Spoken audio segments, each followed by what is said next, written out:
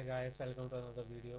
आज के वीडियो में डिस्कस करने वाले हैं चैप्टर 8 के बारे में, जो सीए फाइनल एसएफएम का डेरिवेटिव एनालिसिस एंड वैल्यूएशन है।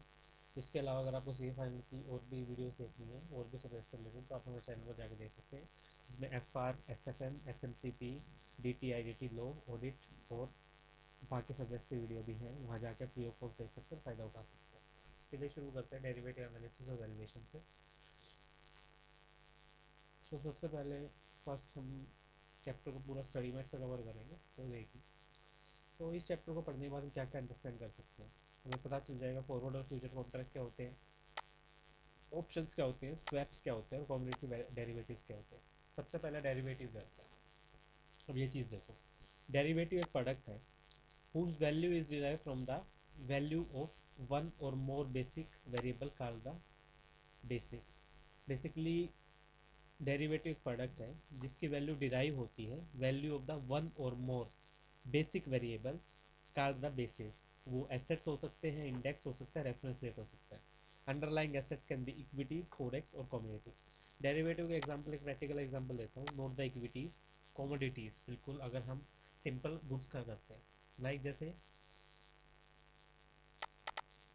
एक हम एग्जांपल लेते हैं डेरिवेटिव का, real life example, derivative example. क्या हो सकता है, सपोज पेट्रोल है, पेट्रोल या डीजल है, इसके जो प्राइसेस है ना, प्राइसेस किस पे डिपेंड करते हैं, क्रूड ऑयल पे।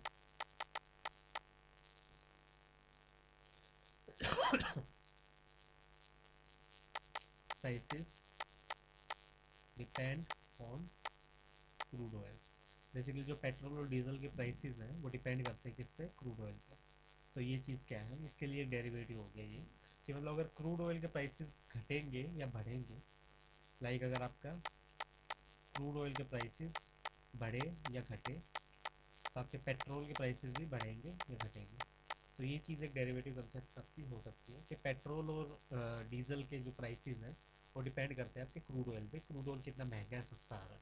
तो इस चीज़ को आप डेरिवेटिव बोल सकते हो, but this is not a derivative. Derivative हर एक चीज़ में चलता है, लाइक एसेट लाइबिलिटी हर चीज़ में लगाते हैं। तो ये एक एसेट का एग्जाम्पल है, एक कमोडिटी एग्जाम्पल है, बट डेरिवेटिव बेसिकली यूज़ होता है शेयर मार्केट के कंसेप्ट में।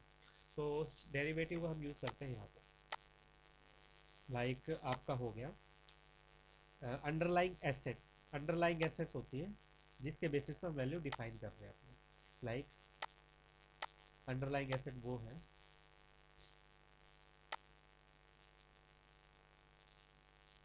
Base asset.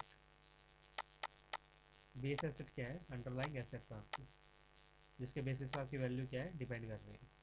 तो इक्विटी, फॉरेक्स, कमोडिटी, ये चीज़ हो सकती है। Underlying has a marketable value. Underlying की एक मार्केटेबल वैल्यू हो सकती है which is subject to the market risk, जो एक मार्केट रिस्क के हिसाब से काम करता है। लाइक जो आपकी अंडरलाइंग है उसकी मार्केट वैल्यू होती है जो मार्केट रिस्क के हिसाब से काम करता है। लाइक इसको देखते हैं पहले हम, ये हमारी बेस वैल्यू, ये है बेस वैल्यू। इसकी क्या होगी, एक मार्केट वैल्यू होगी which is subject to market risk, जो मार्केट रिस्क के हिसाब से काम करेगी। Importance of the underlying derivative instrument, क्या इंपोर्टेंस होते हैं अंडरलाइंग की एक डेरिवेटिव इंस्ट्रूमेंट्स की। तो क्या इंपोर्टेंस होती है वो देखिए। हमारा क्या है, importance of underlying in derivative instrument as follows. So सबसे पहले derivative instrument are dependent on the underlying to have the value. हमारे इंस्ट्रूमेंट्स होते हैं वो डिपेंड करते हैं किस पे, अंडरलाइंग पे एक वैल्यू लेने के लिए, लाइक क्या वैल्यू है उसकी, उस हिसाब से। change in the value in the forward contract is broadly equal to change in the value of underlying, like change in the value in forward contract equal to change in the value in underlying। जो आपके underlying में जितनी change हो रही है value, वो basically आपकी forward contract में जो चेंज होगी इसको इक्वल होती है।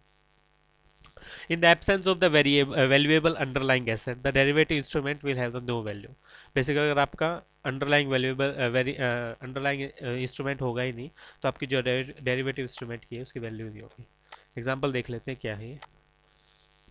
सबसे पहले यहाँ पे क्या है, ये हमारा पेट्रोल और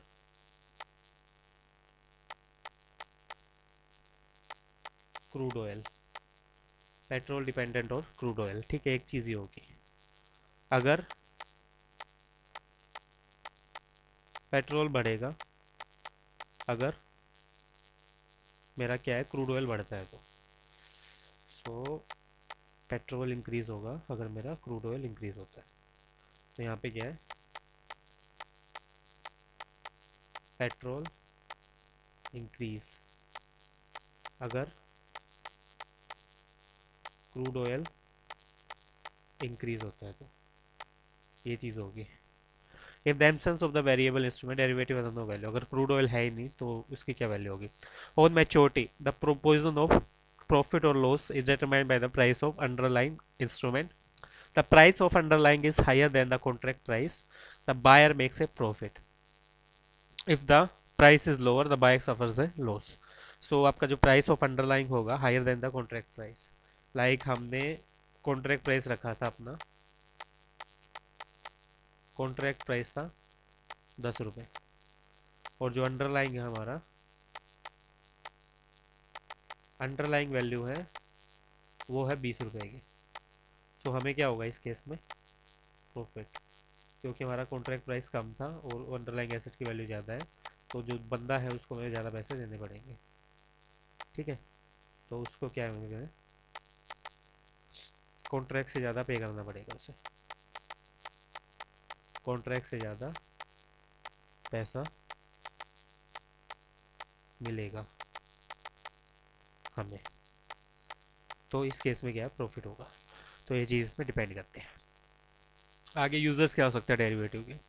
सबसे पहले आपकी corporations, to has the current risk and the inventory, currency risk and the inventory risk. Basically हमने करेंसी रिस्क को और इन्वेंट्री रिस्क को हैज करने के लिए कॉरपोरेशंस डेरिवेटिव्स को यूज़ करती है। इंडिविजुअल इन्वेस्टर्स फॉर स्पेकुलेशन और हैजिंग एंड इल एनहेंसमेंट। तो करेंसी रिस्क और इसको करने के लिए इसमें बेसिकली क्या होते हैं, फॉरेक्स ट्रेडिंग, ये डेरिवेटिव के बेस पे होती है, बेस्ड ऑन डेरिवेटिव।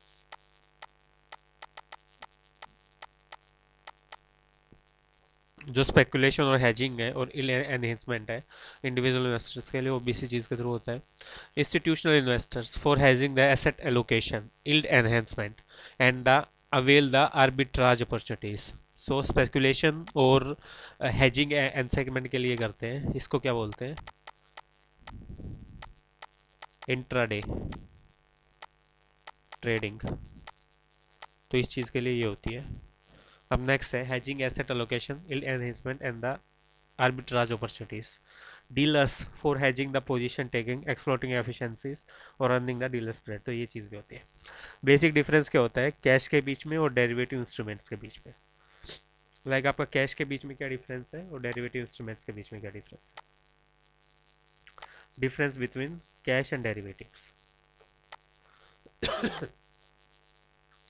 सो इसमें क्या होते हैं, कैश मार्केट में क्या होंगे, आपके टेंजिबल एसेट्स ट्रेड होंगे, ठीक है। साथ के साथ फिर डेरिवेटिव में क्या होंगे आपके, डेरिवेटिव में आपके टेंजिबल और इनटेंजिबल होते हैं, लेकिन वो इंडेक्स और रेट्स होते हैं ट्रेडेड, ठीक है।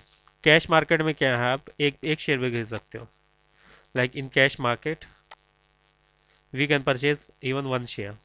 लेकिन इसमें क्या है, आप future and option minimum lots are fix, future and options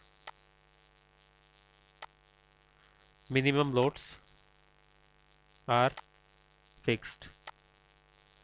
तो कैश मार्केट क्या है, ज़्यादा रिस्की है, कैश मार्केट क्या है, ज़्यादा रिस्की है, और इसमें बेसिकली रिस्क आपका लिमिटेड होता है।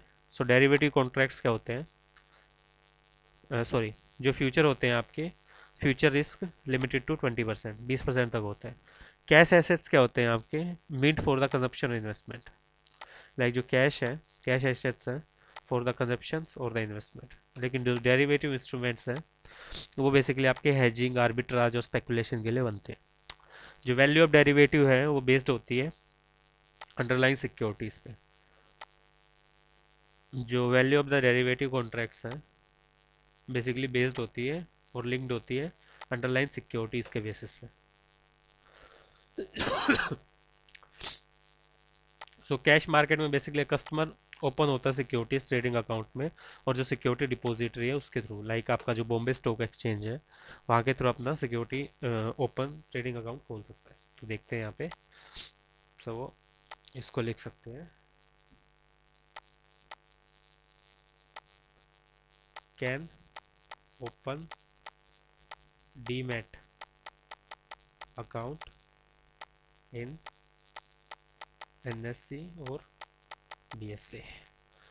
लेकिन अगर आपके फ्यूचर ट्रेडिंग ऑप्शन जहाँ हो रहे हैं, in the future customers open है future trading account with derivative brokers. So एक कस्टमर को एक फ्यूचर ट्रेडिंग अकाउंट खोलना पड़ता है डेरिवेटिव ब्रोकर से। इसमें क्या है, buying security in the cash market involve the putting up all the money up front, whereas the involve the putting the margin money basically. और इसमें क्या है, बेसिकली फ्यूचर में क्या है, मार्जिन मनी देते हैं। बाइंग में आप क्या करोगे, अब पूरा का पूरा पैसा एडवांस। बाइंग में क्या होगा, कैश में क्या होगा,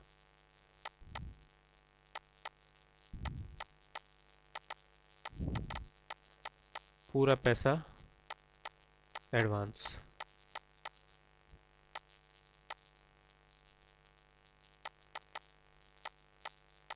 फ्यूचर में only margin money. With the purchase of the shares of the company in cash market, the holder becomes a part owner of the company. So shares on the cash market, holder becomes a part owner. लेकिन future में ऐसा कुछ नहीं होता.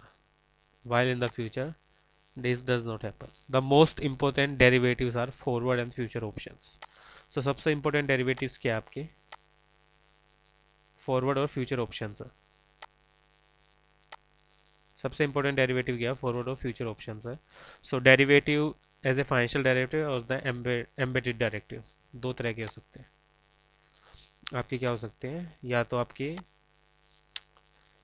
Financial derivative होते हैं, embedded derivative हो सकते हैं।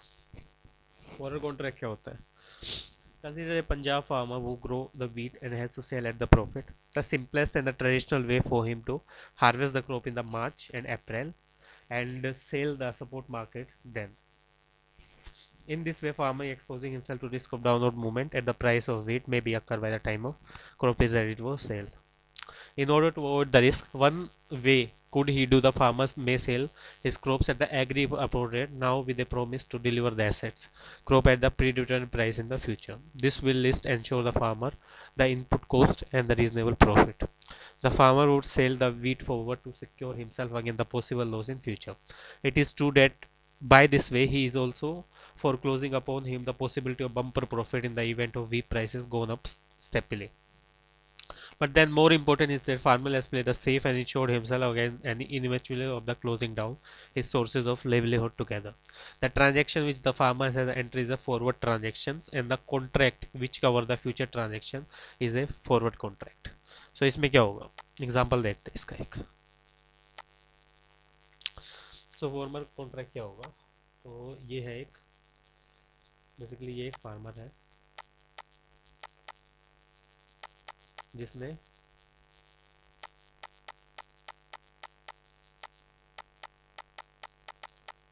क्या किया है, wheat crop in मार्च और अप्रैल, ठीक है।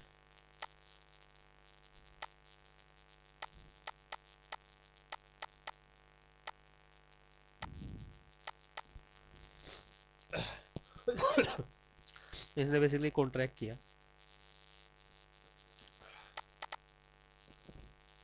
ये था मिस्टर ए, इससे इसने क्या किया, contract with mister A to sell the crops at pre determined price in June और जुलाई। ठीक है, तो इस केस में क्या होगा,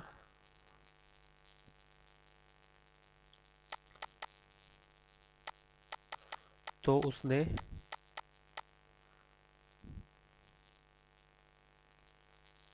तो बेसिकली फार्मर ने क्या किया यहाँ पे,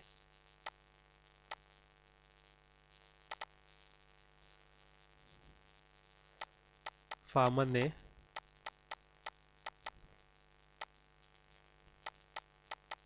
फ्यूचर कॉन्ट्रैक्ट कर लिया फ्यूचर प्राइस पर,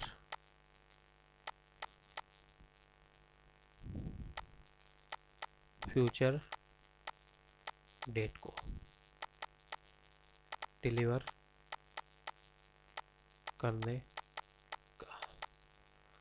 ठीक है, तो उसने यहाँ पे ये कॉन्ट्रैक्ट कर लिया उससे। बेसिकली अगर उसको कोई प्रॉफिट, अगर उसको, अब उसने क्या किया अपने आप को,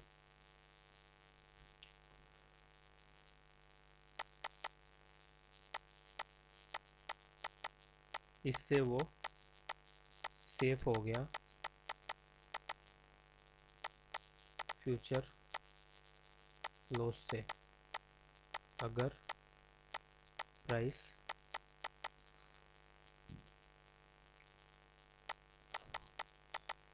होता है फ्यूचर में। सो ये क्या हो गया हमारा, सो ये क्या है, ये हमारी फॉरवर्ड ट्रांजैक्शन। सो इसी को आप बोल सकते हो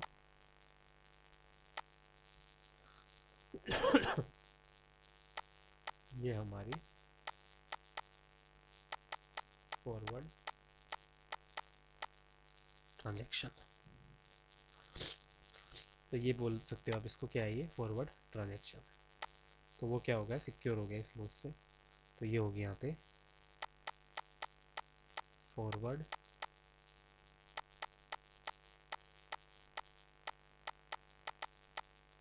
ट्रांजैक्शन। फॉरवर्ड ट्रांजैक्शन को बोल सकते हैं क्योंकि वो बेसिकली इस लॉस से अपने आप को सिक्योर कर गया। अगर होता है तो ठीक है। Forward contract is a agreement between the buyer and the seller.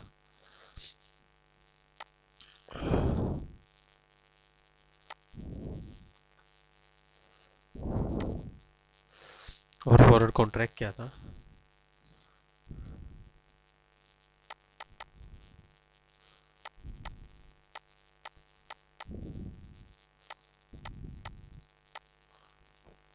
और इसमें क्या है, फॉरवर्ड कॉन्ट्रैक्ट क्या है,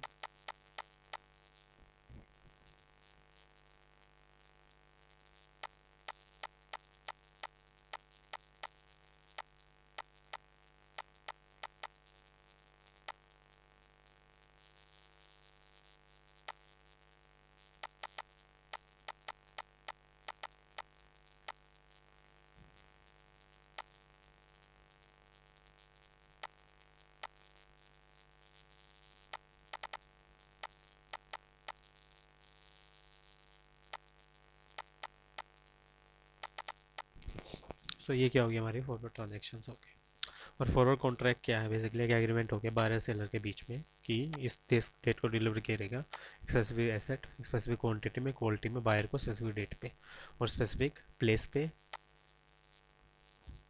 और वो ऑब्लिगेशन है कि उसको पे करना पड़ेगा सेलर को pre negotiated price in the exchange of the delivery. ठीक है,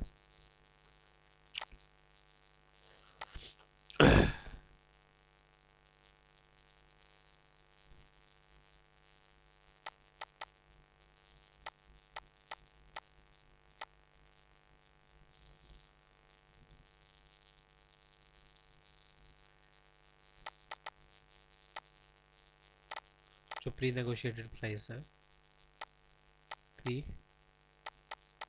negotiated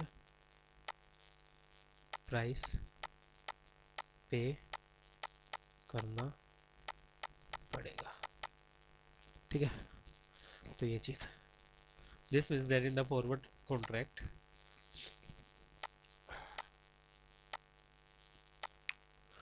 In a forward contract, the contracting party is negotiated not only at the price at which commodity deliver on the future date, but also on the what quality and the quantity to be delivered at the what place. Basically forward contract में ये नहीं है कॉन्ट्रैक्टिव party negotiate करेगी कि आपको खाली price deliver किया जाएगा, लेकिन जिस क्वांटिटी और क्वालिटी में बोला गया था उसी में उसको डिलीवर किया जाएगा.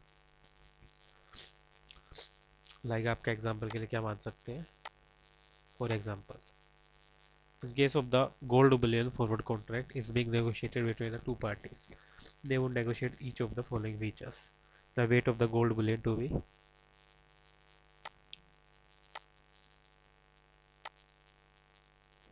जो आपकी weight of the gold billion है वो डिलीवर्ड होना चाहिए. जो फाइनेंस ऑफ द मेटल है वो डिलीवर्ड होनी चाहिए. प्लेस है उसी पे डिलीवर होना चाहिए. पीरियड है उसी पे डिलीवर होना चाहिए. और जो प्राइस है उसी पे आना चाहिए. तो ये सारी चीज़ें देखेगा.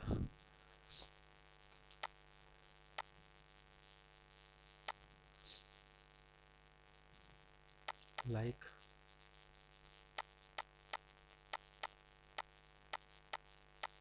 सेम वेट,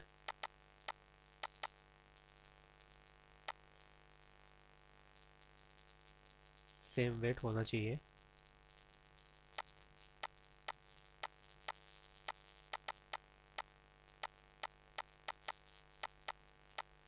सेम वेट होना चाहिए. Same place,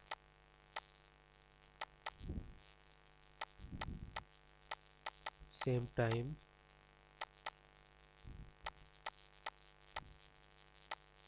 same price. तो ये सारी चीज़ें हैं. अब फ्यूचर कॉन्ट्रैक्ट नेक्स्ट देखते हैं. फ्यूचर कॉन्ट्रैक्ट क्या होता है.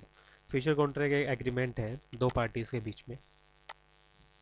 एक एग्रीमेंट है दो पार्टीज़ के बीच में जो कमिट करती है एक पार्टी को बाय करने के लिए दूसरी पार्टी का underline financial instrument. Like agreement है दो पार्टी के बीच में जो एक पार्टी को कमिट करता है अंडरलाइन इंस्ट्रूमेंट खरीदने के लिए दूसरी पार्टी के. और बेसिकली दो and the one party to sell a financial instrument commodity at the specified price in the future date. और जो दूसरी पार्टी है वो बेसिकली अपने फाइनेंशियल इंस्ट्रूमेंट्स को बेचती है एक स्पेसिफाइड डेट पे, एक स्पेसिफाइड प्राइस पे. और जो एग्रीमेंट होता है कंप्लीट किया जाता है. Agreement is completed as a specified expiring date by physically deliver of the good. जो एग्रीमेंट आपको कंप्लीट किया जाएगा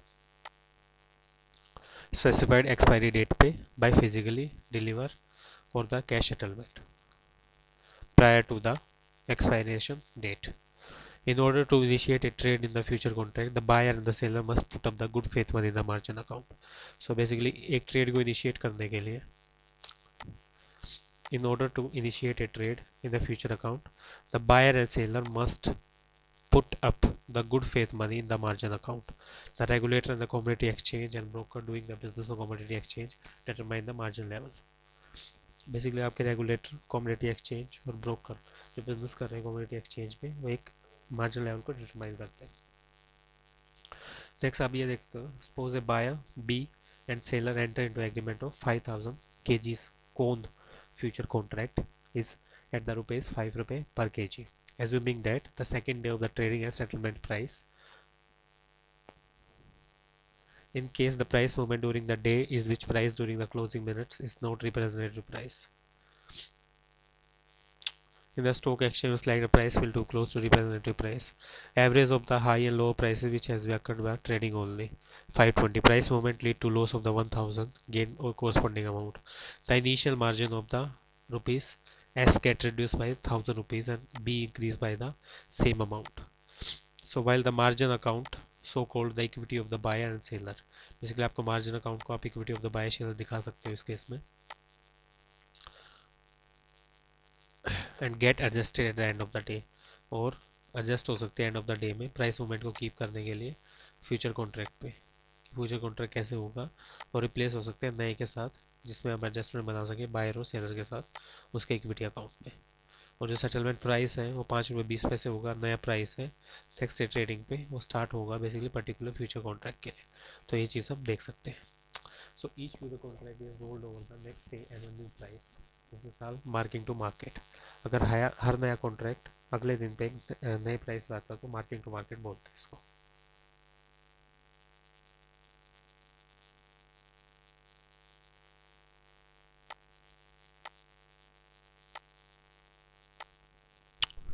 सो बेसिकली इसको मार्किंग टू मार्केट बोलते हैं। जो इनिशियल मार्जिन है अकाउंट का रिड्यूस हो जाएगा। इसको समझते हैं एक एग्जांपल से, इसी को एलोबरेट करते हैं पूरे एग्जांपल। चलिए देखते हैं। सो एक बायर है बी और सेलर है सी, 5000 केजी के कौन फ्यूचर कॉन्ट्रैक्ट में एंटर हो गए।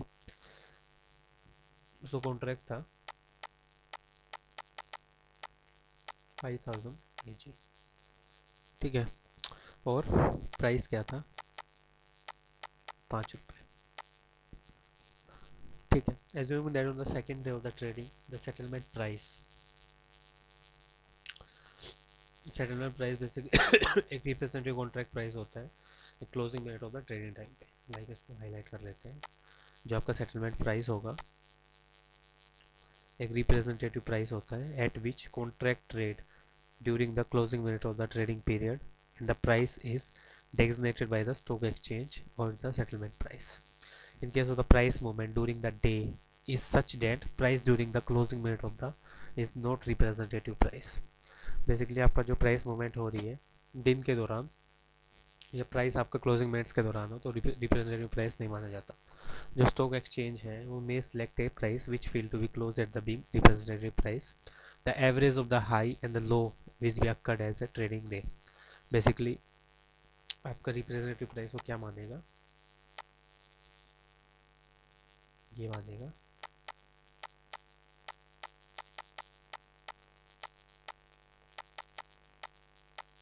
Lower plus higher by average लेंगे इसका, ठीक है। और ये आ गया आपका 5 रुपये 20 पैसे और ये आ गया आपका एवरेज प्राइस 5 रुपये 20 पैसे। तो बेसिकली इसमें 20 पैसे का क्या हो गया, लॉस हो गया, क्योंकि लॉस किसको हुआ, लॉस एस को हुआ। अब लॉस टू एस 0.20 इंटू 5000, 1000 रुपये का क्या हो गया लॉस। और जो बी है बी को क्या हुआ प्रॉफिट ऑफ ₹1000। तो एक चीज़ तो ये होगी, ठीक है। जो मार्जिन अकाउंट है वो equity of the buyer and the seller get adjusted at the end of the day giving the price movement. So future contract get replaced with the new price. अब आपका जो फ्यूचर कॉन्ट्रैक्ट है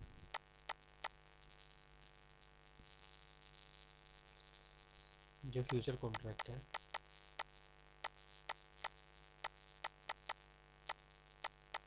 replaced with new price, future contract नए price के साथ replace हो जाएगा। और जो सेटलमेंट प्राइस है नया प्राइस है वो बेसिकली नेक्स्ट डे ट्रेडिंग पे एक पर्टिकुलर प्राइस के साथ हो जाएगा। तो इसको क्या बोलते हैं मार्किंग टू मार्केट। सो अगर आपकी जो each contract price is rolled over the next day at a new price this is called marking to market, ठीक है। तो ये चीज़ हमारी होती है। तो इसको आप बोल सकते हो मार्किंग टू मार्केट। देखते हैं ये कैसे होता है।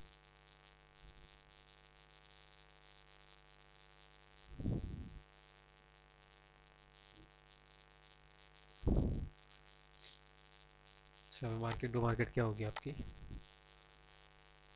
settle price of the first 5 रुपये 20 पैसे new price at which next day trade account will start particular future contract, thus each future contract is rolled over the tax is the mark to market price, ठीक है।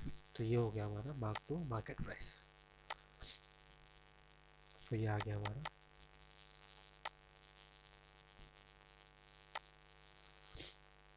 Marking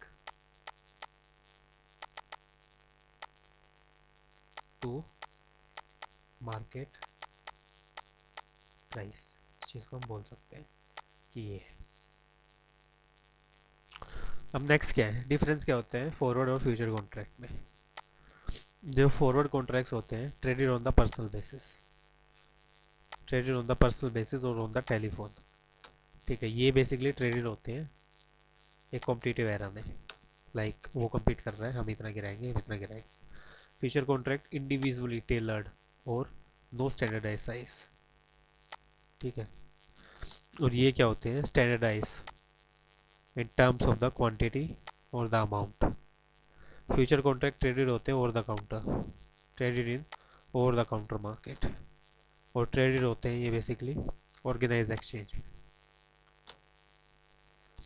future contract settlement होती है take place on the date agreed upon the parties, settlement होगी daily.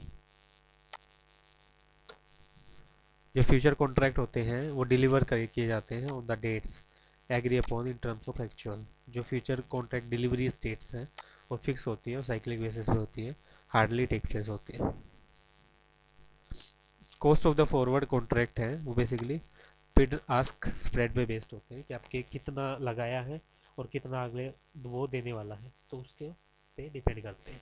जो future contract है वो basically brokerage fees पे होते हैं, entailed on the brokerage fees.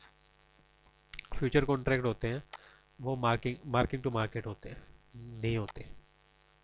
जो फॉरवर्ड कॉन्ट्रैक्ट होते हैं वो बेसिकली जो मार्किंग टू मार्केट होते हैं, जिसमें आपका लॉस और प्रॉफिट डेबिट होता है, तो क्रेडिट होता है मार्जिन अकाउंट में। मार्जिन होते हैं आपके रिक्वायर नहीं होते फ्यूचर कॉन्ट्रैक्ट में। सो फ्यूचर कॉन्ट्रैक्ट में basically every participant is subject to maintain the margin and decided by the exchange authorities.